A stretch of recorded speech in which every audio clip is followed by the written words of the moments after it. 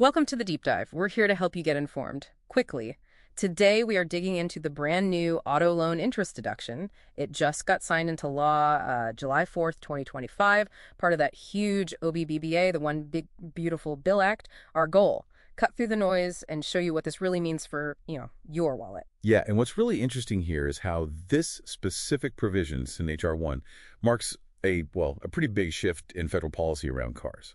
It's clearly set up to give some tax relief, but also push a very specific economic direction. Okay, so let's unpack that. First up, the big question, Yeah. how much can people actually deduct? And how long does this last? Right. So you deduct up to $10,000. It's $10,000 in qualifying auto loan interest each year.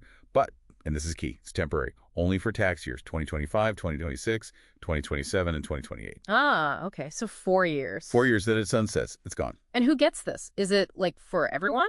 Or are there limits? Not quite everyone, no. It's really aimed at middle-class families. For single folks, your modified adjusted gross income, your MAGI, needs to be $100,000 or less. That's for the full benefit.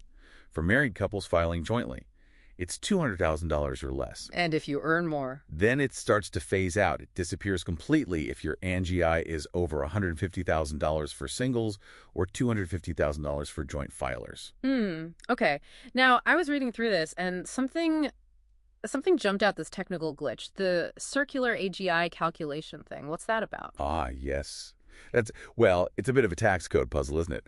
Basically, the deduction itself lowers your AGI. Right. But your eligibility, the phase out, is based on your AGI. So it loops back on itself. Exactly. It's circular. Now, we expect the IRS will issue guidance on this.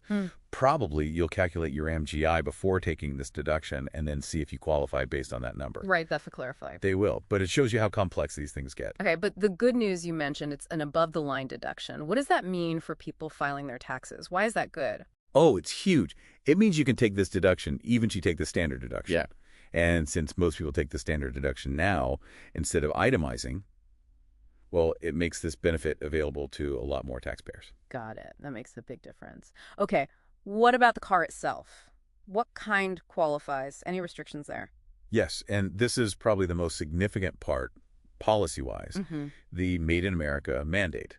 The vehicle's final assembly has to happen right here in the United States. Final assembly. Okay. Doesn't matter if it's gas, hybrid, electric, NACAN. The key is where it's put together. Yeah. It's a direct push for, domestic manufacturing. That feels like a real shift. Does that mean those clean vehicle credits, the ones from the Inflation Reduction Act, are they affected? They are. Big time. The OBBBA basically gets rid of them or speeds up their expiration. We're talking the new clean vehicle credit, the used one, the commercial one, even the refueling property credit. They're all phased out or repealed by this. Wow. So less focus on green tech specifically. And much more focus on U.S.-built vehicles, whatever kind they are. It's like a clear policy pivot. Less about the type of fuel, more about the location of the factory floor. Interesting. Any other rules about the vehicle itself? Yep. A couple more. It must be a new vehicle. No used cars qualify for this particular deduction. And it needs a gross vehicle weight rating, the GVWR, under 14,000 pounds. So standard cars, SUVs, light trucks. Also, it has to be interest on a proper secured auto loan, not just a personal loan you use for a car. And it excludes fleet sales, things like that. Right. Okay, so let's talk practical application. What if you're, say, a small business owner? You use your SUV for work sometimes, personal trips other times. How does this deduction fit in? Ah, the mixed use question. Yes, it gets a little nuanced there. The key thing to remember is this new OBBBA deduction is strictly for the personal use portion of the vehicle. Your business use the mileage, the portion of interest related to business, depreciation, gas, all that still goes on your Schedule C, your business tax filing. Same as always. Okay, so you calculate your business percentage first. Exactly. Let's say you figure out, 75% of your driving is for business. You deduct all the relevant expenses for that 75% on Schedule C. Then, the interest paid on the loan corresponding to the other 25%, the personal use part of that amount, could be eligible for this new $10,000 deduction limit. Assuming you meet the income limits and the car qualifies? Precisely. Yeah. You still need the U.S. assembly, the new vehicle status, and to be under the MBI threshold for that personal portion. Requires some careful record keeping then. Oh, definitely. Meticulous records are key. But it does potentially let you deduct interest on both the business and personal use of the same vehicle, just in different ways. Okay, so wrapping this up, this auto loan interest deduction, it's definitely a new winkle, offers some savings, especially if you buy American assembled, Hmm. but also signals that bigger shift away from the previous green energy focus in vehicle policy. And, this really brings up a bigger question for you, the listener.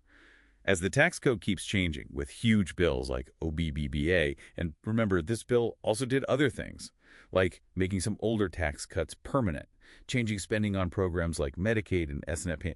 How do all these moving pieces affect your own long-term financial plans, your decisions about big purchases, like a car? That's the real takeaway, isn't it? Keeping up isn't easy, but it's crucial. You have to constantly see how these legislative changes connect to your own situation. Keep digging, stay informed. That's always the best approach.